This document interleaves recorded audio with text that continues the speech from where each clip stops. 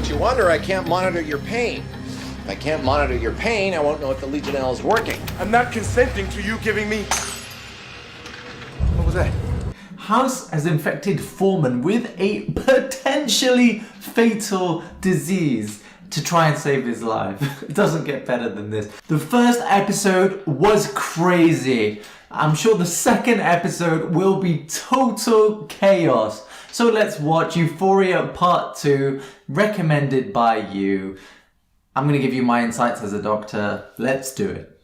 I just want a little tiny slice of this guy's brain. That's all I need, just enough to tell me what's killing Foreman. Joe's death elevates this situation to a biosafety level 3. You can do whatever you want to Foreman, but the CDC will do this autopsy. Whatever. The point is, we'll be lucky to get results in 3 days. Foreman will never get to know what it was. He'll be dead in 36 hours. I think we all understand the importance of infection control now with the recent pandemic. And that's why they're being very careful to try not to release Joe's microbes with this autopsy.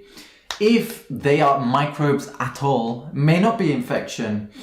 There are a few diseases that are notifiable, like tuberculosis, measles, encephalitis, and you have to notify the CDC, which is the Center for Disease Control, even if you suspect these conditions. In reality, that doesn't really happen because they end up on the differential quite frequently, but are only diagnosed very rarely. So it's usually after a lab diagnosis that the CDC gets involved. But because this patient's died from their potential unknown infection, then they're much more interested. So they definitely don't have much time to figure out what's up with Foreman because he is going to be taking Joe's place very soon if House doesn't do something. When are they doing the autopsy? You're doing it now. You ever studied how they used to do Icepick lobotomies? Foreman, do it now! I am warning you, do not... Need something to bag the sample. Forget it. You just biopsied a mattress. House is the original savage with his insults.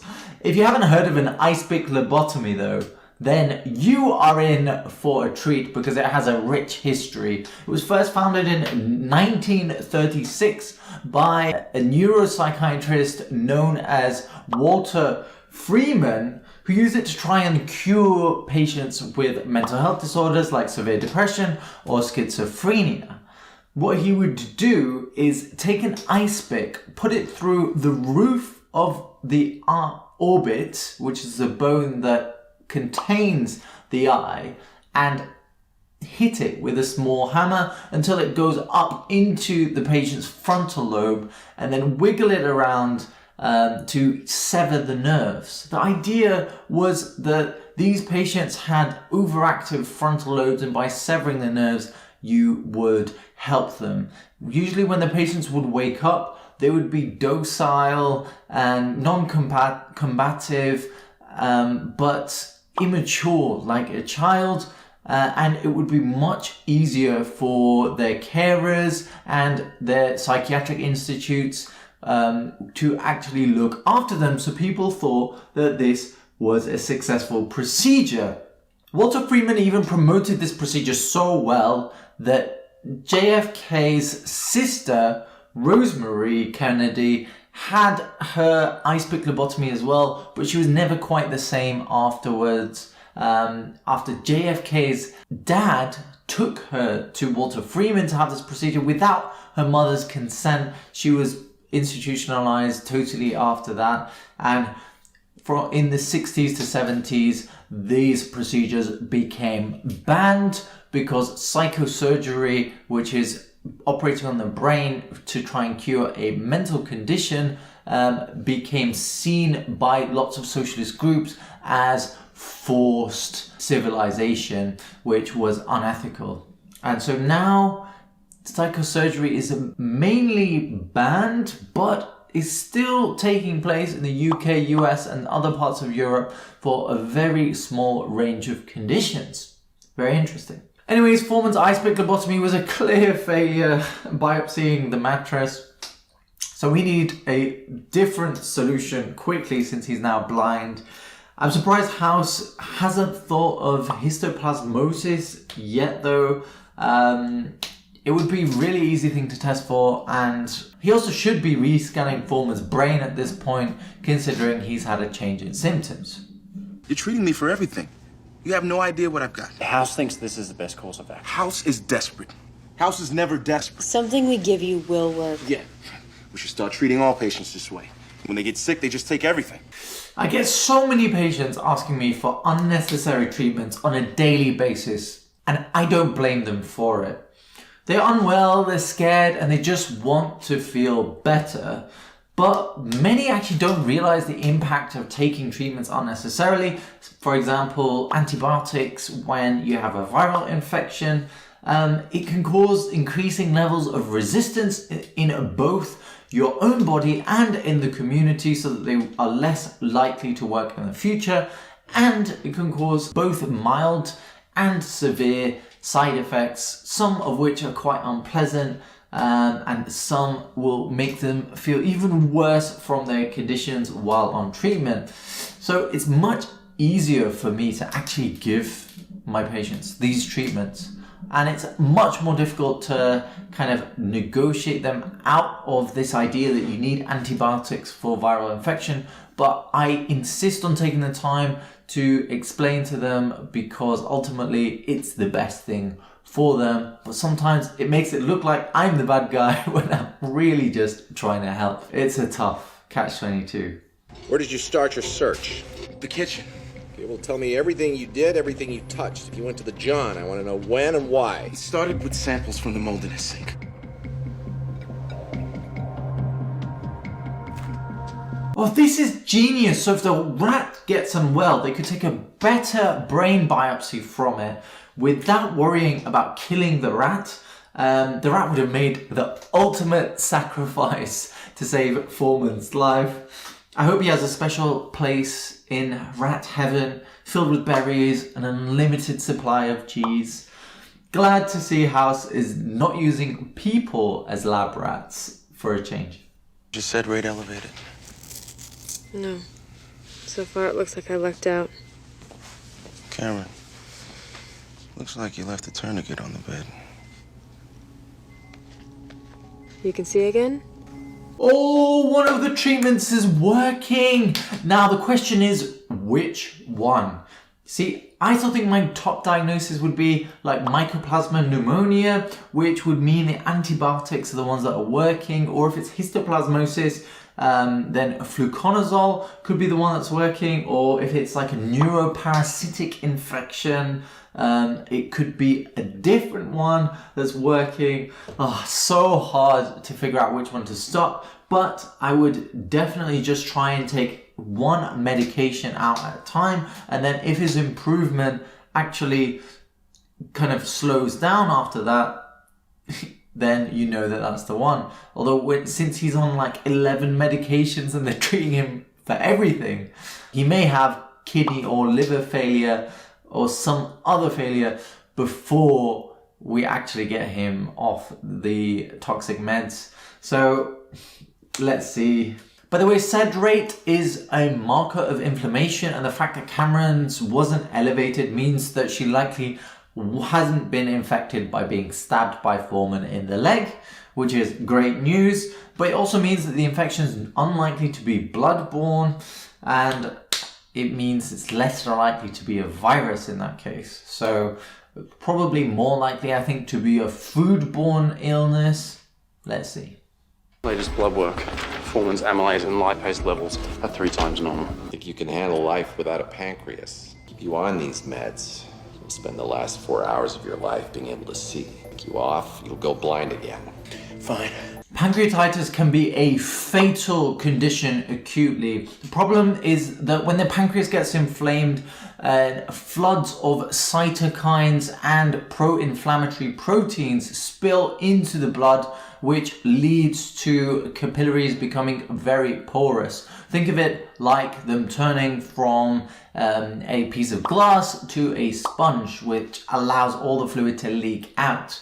That way, the fluid isn't in the intravascular compartment, which means that even though you have enough fluid on board, it's not in the right places, and it can lead to hypovolemic shock. So these patients need to be in hospital getting significant amounts of fluid to prevent it from worsening. Now, we actually remember the causes of pancreatitis through a very interesting acronym called I get smashed. The I stands for idiopathic. It's the most common cause where we don't actually figure out what's causing the pancreatitis, and then it gets slowly less common as you go along the acronym. The G is for gallstones, the E is for ethanol or alcohol, the T is for trauma, the S is for steroids, the M is for mumps, the A is for autoimmune and pancreatitis, and the second S is for scorpion sting. The H is hypertriglyceridemia, the E is for ERCP, and the D is for certain drugs which can cause this. But interestingly, they're not usually the type that Foreman has been on. It's more commonly to do with drugs like azathioprine, diuretics, or quite ironically, anti-inflammatory medications can cause inflammation of the pancreas. Thank you, pharmaceutical companies. I don't want you to be afraid. If I'm not afraid of dying, what the hell should I be afraid of, man? I've seen so many patients at the end of life. Some are graceful, welcoming death with open arms. But others are terrified, trying to resist it with every milligram of will in their body left, looking for a way back to living their life. Which will you be at the end? It's something I've thought about a lot, and it's what forces me into action. I could sit here and watch the 3rd episode of Netflix, or I could work on myself, educate myself so that I can make my own unique contribution to the world. It's just as Dr. Stephen Covey from The 7 Habits of Highly Effective People says, begin with the end in mind. Legionella slowed down the disease. Why would that happen? No idea. Just know that it did. So you want to infect Foreman? You're gonna tattle to the CDC? The meds can't help me, but a disease can? Forget it. Just take the pain away and put me under. Wow, okay, this is getting very interesting now. See, Legionnaire's disease is caused by Legionella pneumophila. And as we discussed in the previous episode, it causes hypoxia and breathing difficulties. If the organism that the infection relies on is aerobic and needs a lot of oxygen, then actually it could be that the Legionella reduces the amount of oxygen the lungs could take in and starves the infection. So certain conditions that are very oxygen dependent are things like Mycobacterium tuberculosis, which is why it usually infects the upper part of the lungs because it is much more oxygenated than the lower part. And it can also cause some of the symptoms that we've seen here. It could be the infection that he has. I mean, other options are things like Nocardia asteroides, which it wouldn't grow easily on culture, also is highly aerobic, but it's usually in immunocompromised patients. Although it is found in stagnant water and decaying plants, could also fit here, and it can cause a progressive pneumonia, encephalitis. Treatment would be with a sulfonamide antibiotic like sulfamethoxazole, which is in cotrimoxazole. If that is the diagnosis, then I am the real life Dr. House. But you wonder I can't monitor your pain. If I can't monitor your pain, I won't know if the Legionella is working. I'm not consenting to you giving me... What was that? Oh my god! House is braver than a scooter driver in Vietnam.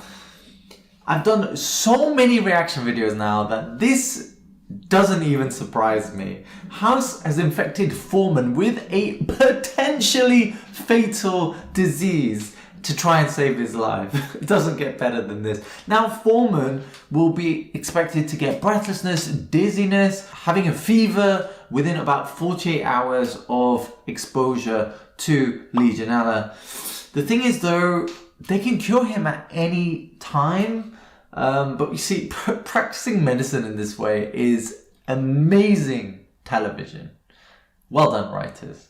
Exposed to a second infection, like Legionella. The body would recognize that infection, increase the white count, send in the troops to start fighting, and the initial infection would get caught in the crossfire. The type of bacterial infection affects humans but not rats, and the human body would be unlikely to recognize. Okay, that's interesting. My oxygen theory has been dismissed.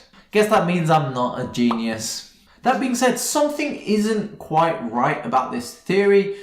If you get a second infection, it doesn't just create some kind of huge immune response that tackles all infections in the body. The body's immune response doesn't work in that way, like increasing all troops or building a wall of defense. It's more like creating a group of stealth assassins, where when you actually mount an immune response, you do it to the proteins that specific invader has. So unless the current first infection has the similar surface proteins as the Legionella bacteria, then it's unlikely really that it will cause the immune system to respond. So I spot something fishy here. See, that's even when talking about cell-mediated immunity and not necessarily just adaptive. Now, there are a few infections that rats carry which won't necessarily affect them but do make humans unwell, which seems to have happened in this case, like hantavirus, leptospirosis, lymphocytic choriomeningitis is another one, tularemia and salmonella. They don't seem to fit Foreman symptoms very well though, so let's see what happens. The answer is Listeria. I'm starting you on app and Gen. So you're basing this theory on the test being negative and your rat being healthy? And the fact that Legionnaires is helping you. But the medicine you want to give me will put an end to that. See, Listeria monocytogenes is a bacterial infection contracted from eating contaminated foods like soft cheese and cured meats or raw meat. It can cause mild symptoms like nausea, diarrhea, or major symptoms like rhombencephalitis, which seems to match better with what Foreman symptoms are, although it rarely causes that significant complications. And it usually affects vulnerable groups like children, the elderly, immunocompromised, which Foreman isn't, or pregnant women, which he also isn't. But that's why pregnant women are advised to avoid things like soft cheese and raw meats. So future moms, I know that steak looks really good when it's pink in the middle, but you have the only pass that makes it socially acceptable to get a well done steak, so use it. After infection is confirmed with Listeria, the treatment is usually ampicillin, and usually the recovery is quite quick. I'm not sure if that's the diagnosis here, to be truly honest with you though, as it very rarely causes blindness, central pain syndrome, and especially not both of them in a row. Interestingly though, if House is wrong, then he actually puts Foreman on an antibiotic which will kill the Legionella, not the original infection, and make his symptoms much worse, bringing back the severe pain that he's got, and that is high risk. But we all know House loves to live life on the edge. Mr. Foreman? We need to put your son in a coma. I don't want to miss you. I'll let me do that. In palliative care, we see families with a huge range of openness. I had a patient who was dying from lung cancer, and she asked me if I could speak to her family to tell them how advanced it actually was, because she hadn't been able to get the courage to tell them herself. Some patients also don't feel like they can tell their families when it's time to let go, even though they actually don't want any more active treatment and need us to actually tell their families. Then other families go through and speak about everything and are really open about death and dying and express love very often. It's so interesting to see the range of people and how they deal with adversity. from that view perspective. There really is no right or wrong. Just some families need more support because of their family culture. The EEG shows he's still in pain. The antibiotics have had more than enough time. We're doing the brain biopsy. Not unless you people can't come up with something clever in the next 3 hours. Now. We're doing it now. Well, who died and made you boss? Foreman. You see, there's been progression of Foreman symptoms since the previous brain biopsy, and the last one may not have gone deep enough. So a white matter brain biopsy has been on the cards. You see, the deeper the biopsy, the more likely it is to cause irreversible brain damage. And also, Foreman is now in an induced coma, which means that as they actually put the needle into the correct area of the brain, they won't be able to see if they are hitting an important structure as they usually would by keeping the patient awake. Now, neurosurgeons in real life reduce the risks from these procedures of breaking something important by using stereotactic biopsy techniques. They do MRI scans and a CT scan of the same head, and they superimpose the images together and then plan an angle of entry with a depth that makes sense based on the images, and then correspond that to a metal frame that goes around the patient's head where they can set the angle and monitor the depth of the actual needle when it goes inside the head.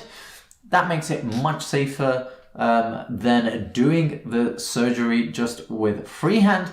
Now, I have been at a neurosurgical conference before and tried the brain biopsy machine freehand, and trust me, it was fun, but like trying to hit a basketball into a net from 30 meters out. To get it right, you basically got to be the Steph Curry of neurosurgery. Found a blind bird. We tested the wrong water. He stole cable, he stole fertilizer, and he stole water. It's riddled with Naegleria. Can we take a moment to appreciate how accurate of that microscopic shot was? That is genuinely what Naegleria fowleri actually looks like. This is an incredibly rare condition that's only ever affected 150 people. And it causes primary amoebic meningoencephalitis. It's caused by a free-living amoeba, and it lives in warm, stagnant, fresh water. It takes about 2 to 15 days to develop the infection after exposure. Usually it causes something called a hemorrhagic encephalitis, which leads to multiple brain bleeds. Now, that means that the scan that was done on Foreman should have showed some hemorrhagic element, and it didn't, which is a little bit suspicious. But treatment can be with amphotericin B and fluconazole, as well as something called miltefosine. Now, amphotericin B was also the treatment of cryptococcal meningitis, which we gave to Joe in the previous episode, which caused a slight improvement. So that might be a little bit why, because we cross-reacted with this primary amoebic meningoencephalitis. So let's see if Foreman actually survives, because then he would be the 5th case ever with this condition to live, because only 4 of 150 cases have survived. Up and at him. Keep your head still. Names. Cameron, my dad, and the manipulative bastard. You remembered. He's cured, and he didn't have severe side effects from the brain biopsy or amoebic infection. Damn, give the microbiologist who helped write this story an award, because that is niche. Far out, insane plot writing and knowledge. What an end to this 2-part epic saga. Will they check the rest of his body to see if it works, though? He can't move his toes. He can move them. Raise your right arm. What? No, what a twist! I thought he was gonna be alright. He has inversion of the senses. That's totally crazy. That means that he must have had some brain damage from the biopsy. Still incredible he's alive. And if house is what you live for, then I have another episode for you here. Stay curious, stay happy.